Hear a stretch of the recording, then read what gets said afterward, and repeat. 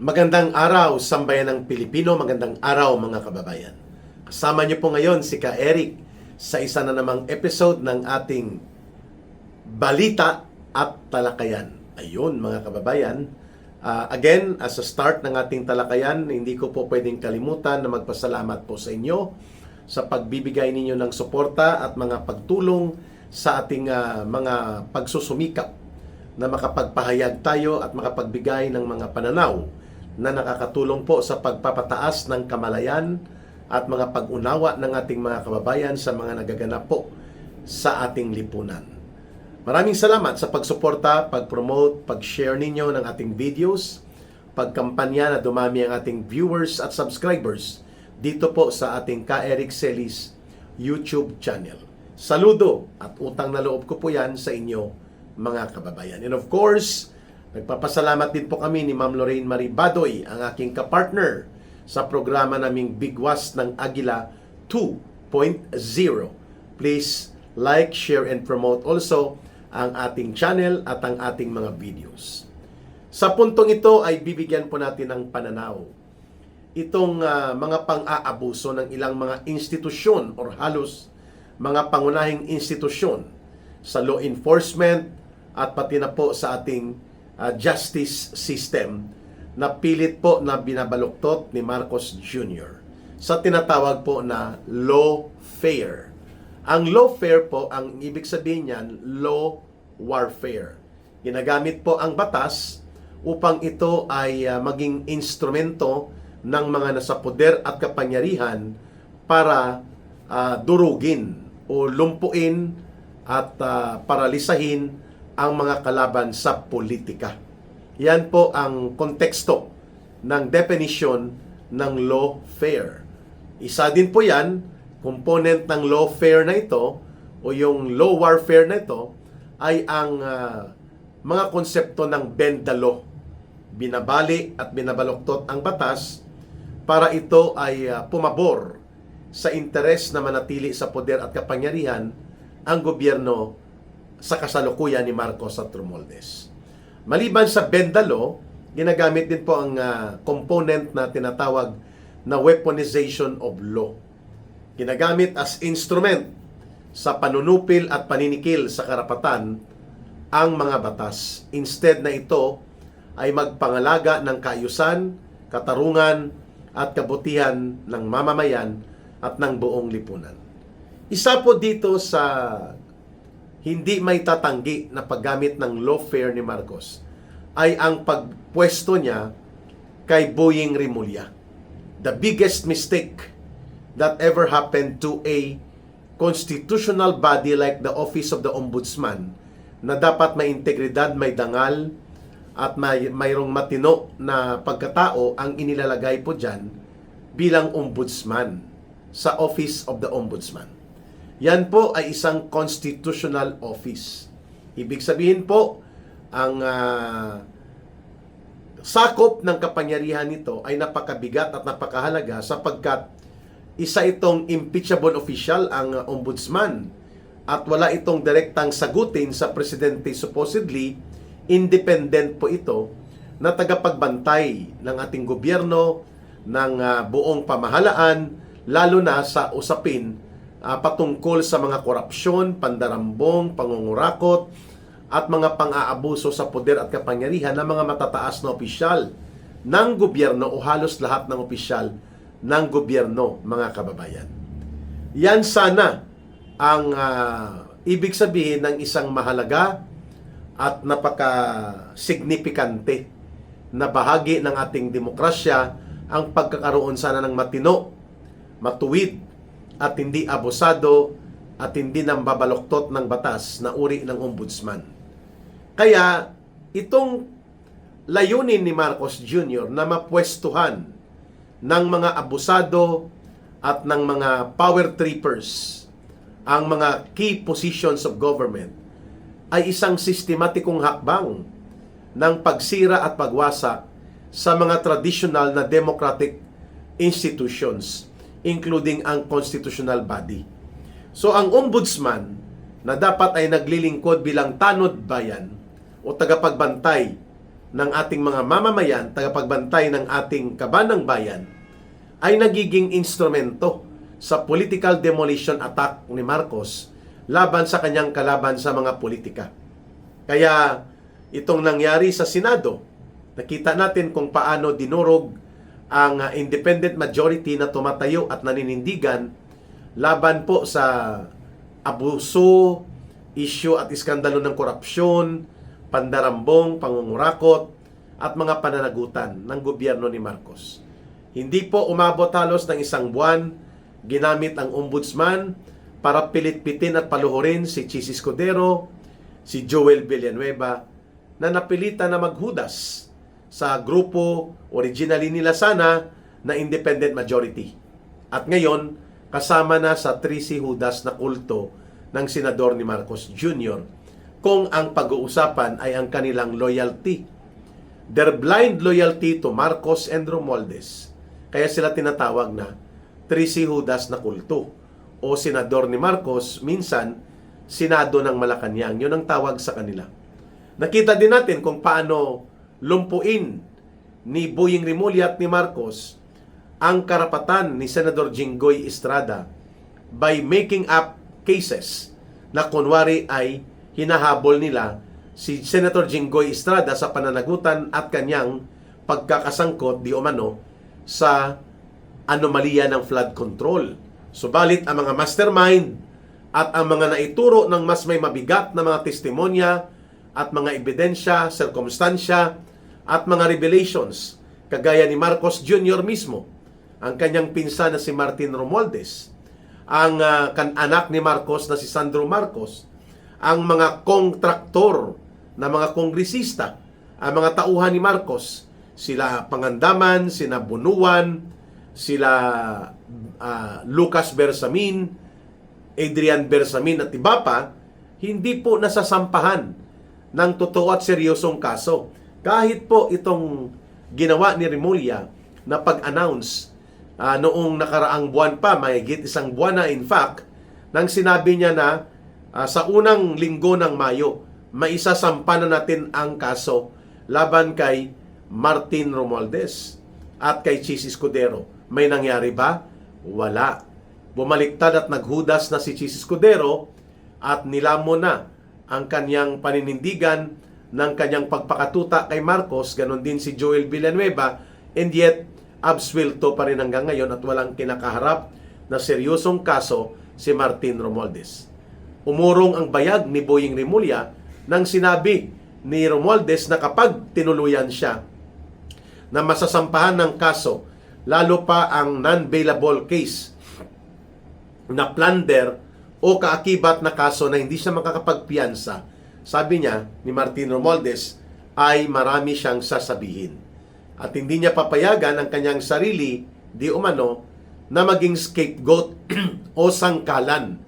At ituturo na siya ang may sala, samantalang mayroon pang ibang may mga sala. Of course, walang ibang tinutumbok doon si Romualdez, kundi ang pinsan niyang si Bongbong Marcos at ang grupo nito that includes Boying Rimulya. Ay biglang umurong ang dila, umurong pati bayag ni Boying Rimulya.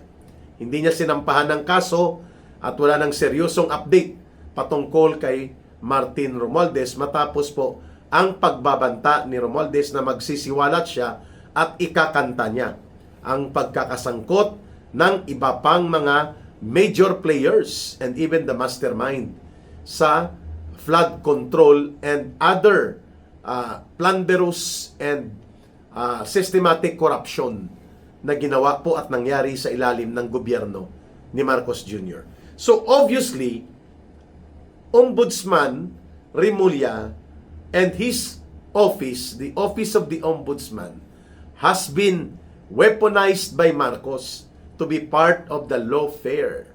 Kaya nga, naagaw ni Marcos at nila Romualdez ang control sa Senado at sunod-sunuran sa kanila ang majority, yung 13 na mga kulto ng Judas na senador, sapagkat ginamit ang poder ni Rimulya sa pananakot, panghaharas, pangbabaluktot sa mga kunwari kakasuhan nila kapag hindi sumuporta kagaya ng ginawa nilang pagsampol sa kalagayan po ni Senator Jinggoy Estrada. Kaya itong dalawang senador na si Chis Escudero at itong si Joel Villanueva, dahil wala naman itong talagang totoong tapang at tamang manasakit sa taong bayan, tumawid at sumama sa kulto ng mga hudas na senador na hawak sa liig ni Marcos at nakatali pa sa ilong, kagaya po nila Tito Soto, nila Ping Lacson, at ng mga grupo nila.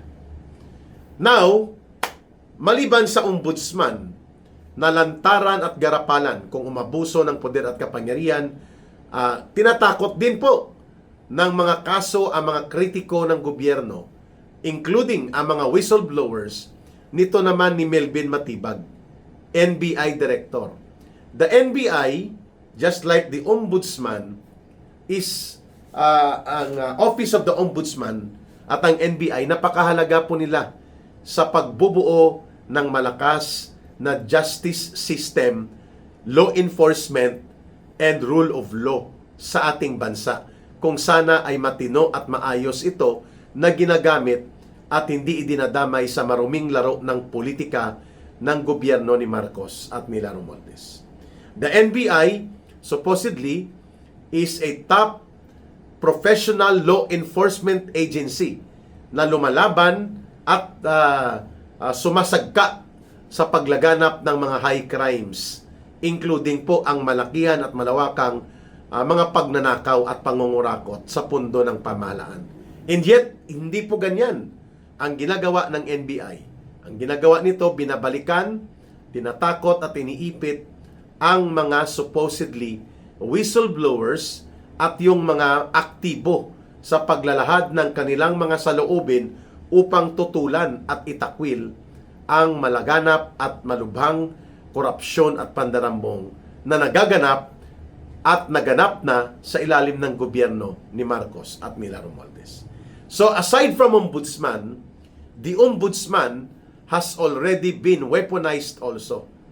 Ang NBI, ginamit na rin ni Marcos bilang personal na kanyang persecutor, personal na tagapagpanakot, tagapagpangharas sa mga naninindigan at nagsasalita laban sa katiwalian, lalo na yung pagkakasangkot ng administrasyon ni Marcos at Romualdez.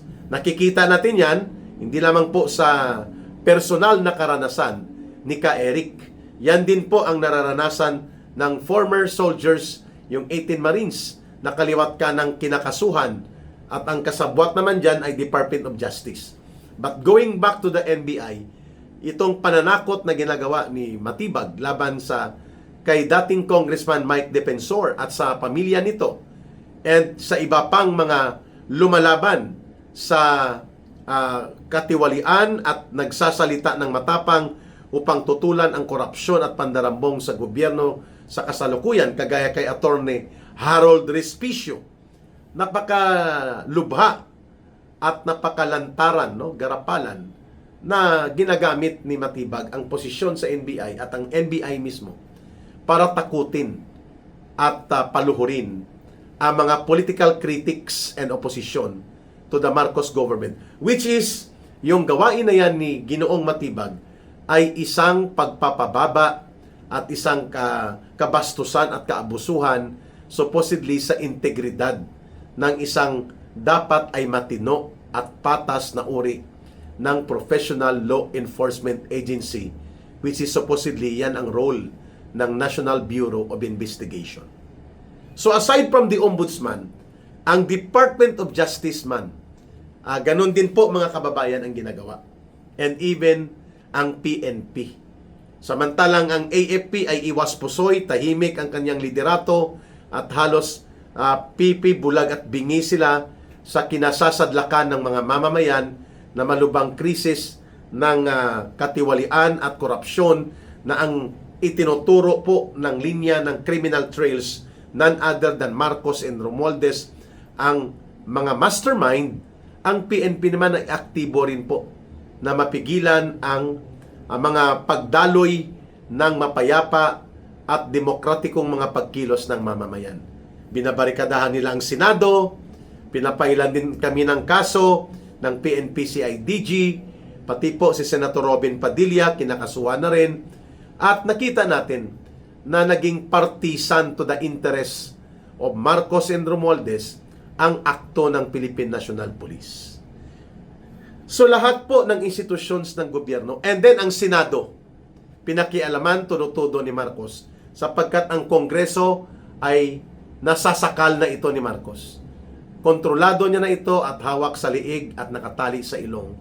Itong sila Boji D at nandyan si Romualdez, nandyan si Sandro Marcos para gamitin ang House of Representatives bilang instrumento ni Marcos sa pagtatanggol ng kanya o pagprotekta ng kanyang interes na hindi mawawala ang kanyang poder kahit na ito ay siya nasasangkot sa malalaking iskandalo ng korupsyon.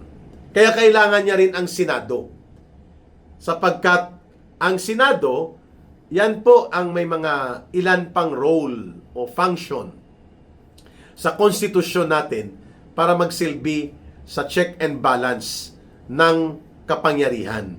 At kung ang Senado ay maglulunsad ng mga investigasyon, kagaya po ng Senate Blue Ribbon Committee na sana ay natuloy na at ito ay papayagan ni Marcos, pwede po na maibubulgar at mailalantad ng todo-todo sa publiko ang detalye ng mga sindikato na kinasasangkutan po nila Marcos at Romualdez sa paglaganap ng korupsyon at pandarambong sa ating pamahalaan.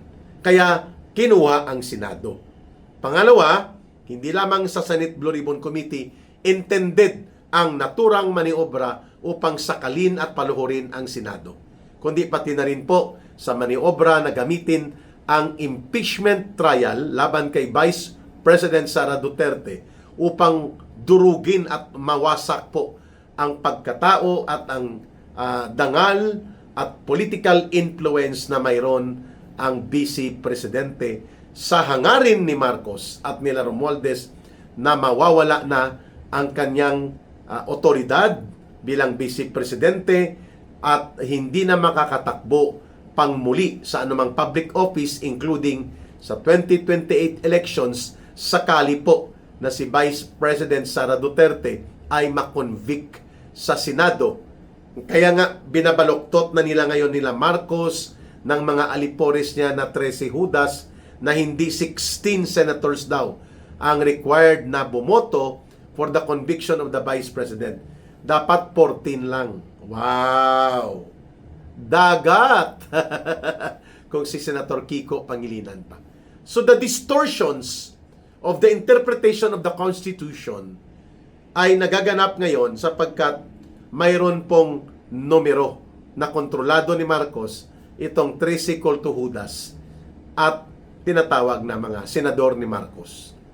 You see, pati po ang mga democratic institutions na hindi sakop ng executive ay nakokontrol at nadidiktahan na ni Marcos. For what? Everything goes back to one word. Power. Sa Pilipino term, kapangyarihan. Nais ni Marcos at nila Romualdez na manatili sa poder at kapangyarihan. At ang balakid at sagabal sa kanilang pagkonsolida at pananatili sa poder even if it will take them to stay in power beyond their term sa 2028 ni Marcos, kailangan para mapasiguro na mangyayari yan ay wala na ang isang Sara Duterte.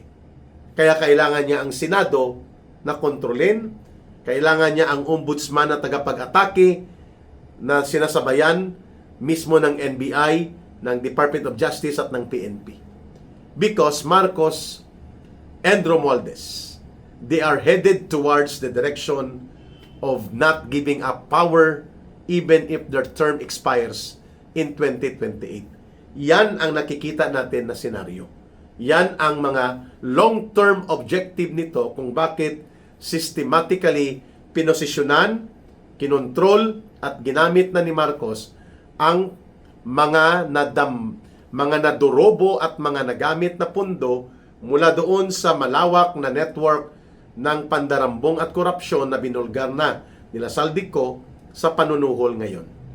At nakita naman natin selectively, tumatahimik ang Korte Suprema sa ilang mahahalagang issue, yung tinatawag na transcendental importance na hindi nila pinagdedesisyonan.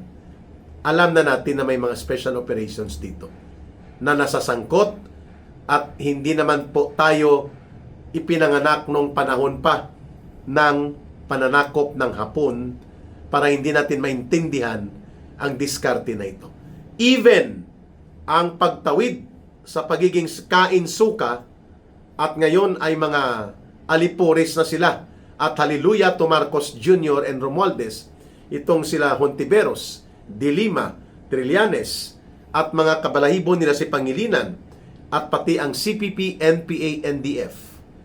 Ang mga komunistang terorista na dati kalaban ng pamilya ni Bongbong Marcos, lalo na ng tatay niya, ay ngayon kasapakat at kasabwat niya na. All for money, all for power. Pero hindi yan magtatagal, magbabanggaan ang mga yan. Lalo na kung sa 2028 ay hindi nila mapipigilan na magpapatuloy ang pagkakaroon ng posibilidad na isang Duterte ang uupo. Pero hanggat nandyan si Sara Duterte, mga kababayan, magkakaroon muna sila ng tactical alliance para dumugin at ikonsentra o i-focus ang atake kay Sara Duterte. Pag nagtagumpay sila, magkakaroon na rin yan ng patayan. Not literally, perhaps, but figuratively, magbabanggaan din ang mga interest nila. But for now, they have only one common enemy. Si Sara Duterte, sapagkat naipatapon na nila si Pangulong Duterte, and they have only one strategic objective. Prevent and stop na magkaroon muli ng isang Pangulo sa Pilipinas, na isang Duterte, lalo na sa katauhan ni Sara Duterte.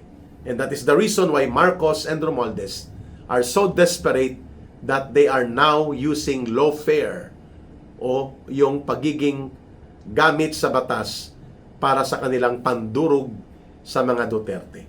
At pati na ang kanilang pagsalaula at pagyurak sa mga demokratikong institusyon na binanggit natin. Office of the Ombudsman, Department of Justice, NBI, and even the PNP, and even sa Senado at buong Kongreso. Pero ang lahat ng ito ay may hangganan, ang lahat ng ito may katapusan. Depende po kung saan patungo ang paninindigang pwedeng gawin at mga hakbang sa sama-samang pagkilos ng mga mamamayang Pilipino. Nasa taong bayan po ang pagdedesisyon kung mananatili tayo sa ganitong kalagayan, and we will allow Marcos and Romualdez to hold and consolidate power lagpas pa sa 2028 at mananatili tayo sa ganitong kalagayan na ang gobyerno ay parang sindikato at ang mga institusyon ng demokrasya at ng ating Estado ay instrumento sa pananatili ng isang ala sindikato na panggobyerno.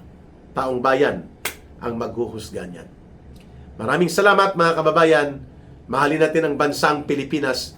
Walang ibang magmamahal nito kundi tayo ring mga Pilipino.